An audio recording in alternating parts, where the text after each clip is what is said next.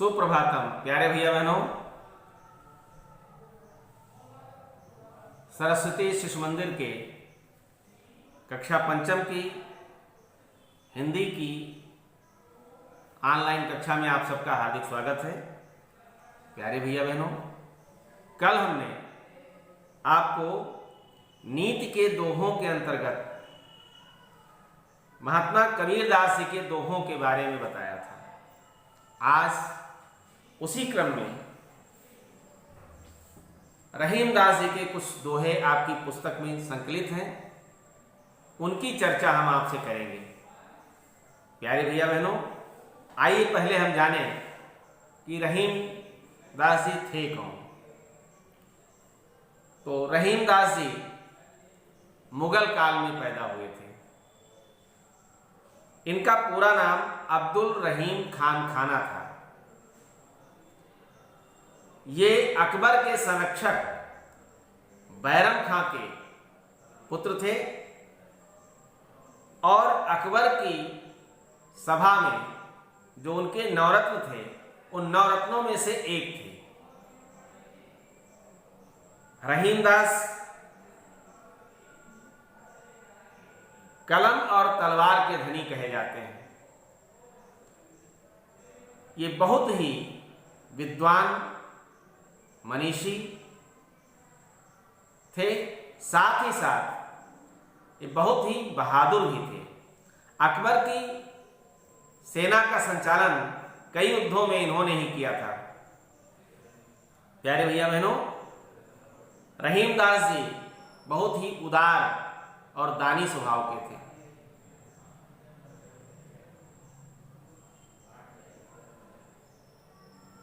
रहीमदास जी की जो प्रमुख रचनाएं हैं, रहीम दोहावली, रास पंचाध्यायी, नायिका भेद और कुछ फुटकर कवित्व भी इन्होंने लिखे हैं। लेकिन इन्होंने नीति की बहुत सुंदर बातें लिखी हैं और भारतवर्ष की धरती पर पैदा हुआ, चाहे वो हिंदू हो, मुसलमान हो, सिख हो अथवा ईसाई हो, कोई भी व्यक्ति ऐसा नहीं है जो रहीम से परिचित न हुआ हो, रहीम का कोई न कोई दोहा उसे याद न हो।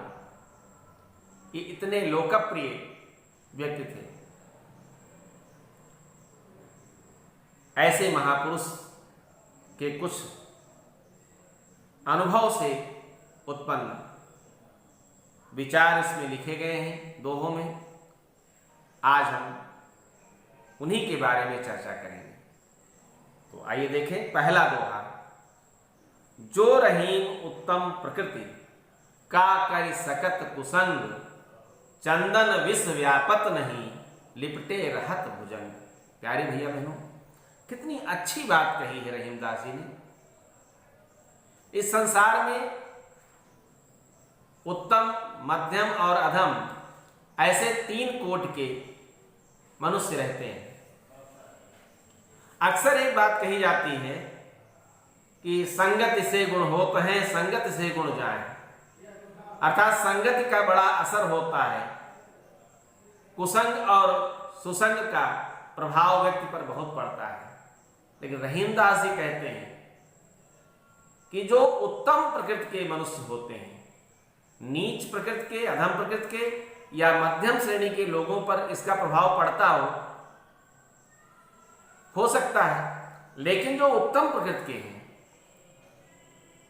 जो श्रेष्ठ जन हैं, ऐसे लोगों पर कुसंग का बिल्कुल प्रभाव नहीं पड़ता है। वो किसी की संगत में चले जाएं, अगर अच्छी संगत में जाएंगे तो उस संगत की अच्छाइयों को तो सीखेंगे, लेकिन अगर किसी कारणवश कुसंग में रहना पड़े उन्हें, तो कुसंग का कोई असर उनके ऊपर नहीं होता है। और इसके लिए उन्होंने एक बहुत सुंदर उदाहरण दिया है। चंदन विष व्यापत नहीं लिपटे रहत भुजंग। प्यारे भैया बहनों, सांप को भुजंग कहते हैं और ये जो भुजंग है, जो सर्प है, ये चंदन के वनों में, कहते हैं कि मैसूर राज्य कर्नाटक में जो है, वहां पर चंदन के वन पाए जाते हैं और चंदन के वनों में विषैले सर्प चंदन की खुशबू से आकृष्ट होकर के, चंदन की शीतलता से आकर्षित होकर के उसके पास जाते हैं और उसमें लिपटे रहते हैं। लेकिन उन सर्पों के कुसंग का प्रभाव चंदन पर नहीं पड़ता है। सर्पों के साथ रहने से जैसे चंदन विषैला नहीं होता है, चाहे कितने ही सर्प लिपटे रहें, ऐसे ही बुरे लोगों का साथ मिलने पर अच्छे लोग उन बुरे लोगों के बुराइयों से प्रभावित नहीं होते हैं।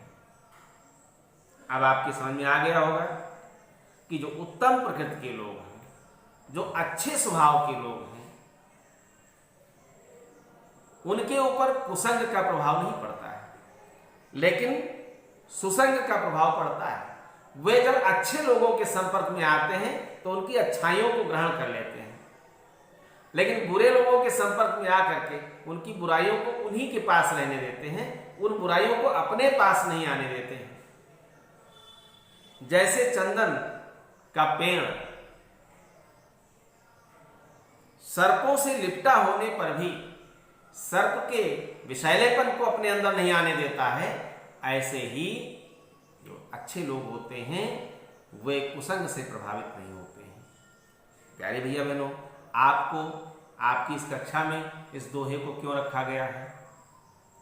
इस दोहे को इसलिए रखा गया है कि आप भी समाज में घूमते हैं, अपने विद्यालय में पढ़ने आते हैं, यहाँ पर हर प्रकार के बच्चे आपके साथ पढ़ते हैं।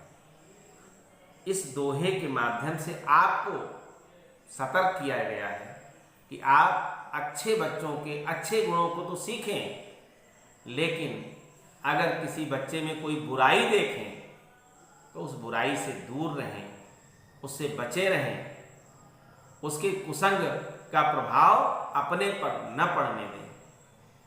चलिए आगे देखते हैं। अगला दोहा बहुत अच्छा है। रहीमन धागा प्रेम का मत तोड़ो चटकाए, टूटे से फिर ना जुड़े, जुड़े गांठ पड़ जाए। प्यारे भैया बहनों, आपने धागा देखा होगा या रस्सी देखी होगी, सूत देखा होगा, कुछ भी ले लीजिए। अगर आप उसको चटका करके तोड़ देते हैं, उसको तोड़ देते हैं, तो क्या वो दोबारा जुड़ता है? नहीं जुड़ता है, वो दोबारा बिल्कुल नहीं जुड़ता है। और जब जुड़ता भी है तो आपने देखा होगा कि उसमें गांठ पड़ जाती है। रहीमदास जी कहते हैं कि ये जो प्रेम का धागा है, इस प्रेम रूपी धागे को हमें एकाएक नहीं तोड़ना चाहिए। अगर हम कहीं अपने किसी साथी से, अपने किसी रिश्तेदार से, अपने किसी इष्ट मित्र से एक बार नाराज भी हो जाए तो भी हमें वो दोस्ती एकाएक नहीं छोड़नी चाहिए। उस प्रेम के संबंध को एकाएक नहीं तोड़ना चाहिए, क्योंकि अगर आप एकाएक किसी संबंध को तोड़ देंगे तो फिर वह संबंध आपका जुड़ेगा नहीं, और यदि जुड़ेगा भी तो उसमें वह मिठास नहीं रहेगी, वह आत्मीयता नहीं रहेगी, वह विश्वास नहीं रहेगा, उस प्रेम में गांठ पड़ जाएगी। कितनी बढ़िया बात कही है रहीमदास जी ने कि रहीमन धागा प्रेम का मत तोड़ो चटकाए, और टूटे से फिर ना जुड़े, और जुड़े तो गांठ पड़ जाए। अगर वो जुड़ेगा भी तो उसमें गांठ पड़ जाएगी। प्यारे भैया बहनों,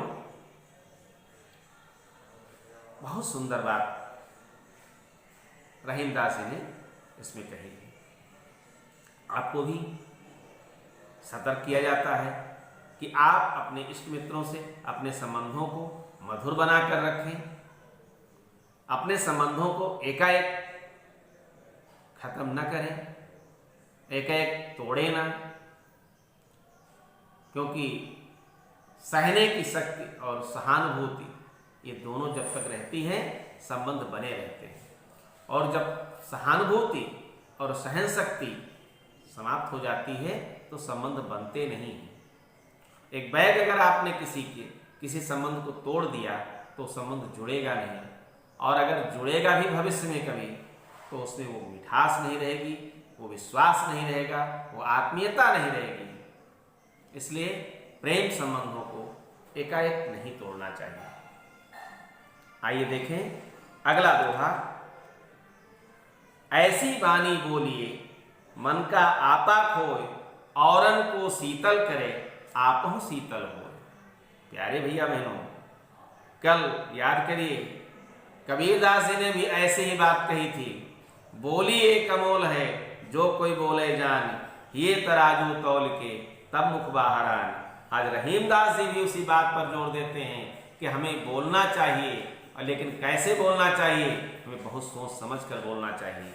रहीमदास जी कहते हैं ऐसी वाणी बोलिए मन का आपा खोए, औरन को शीतल करे आपहु शीतल हो। प्यारे भैया बहनों, हमें कभी भी कटुवचन नहीं कहना चाहिए। रहीमदास जी कहते हैं कि इस प्रकार की वाणी बोलो कि मन का सारा दुख दर्द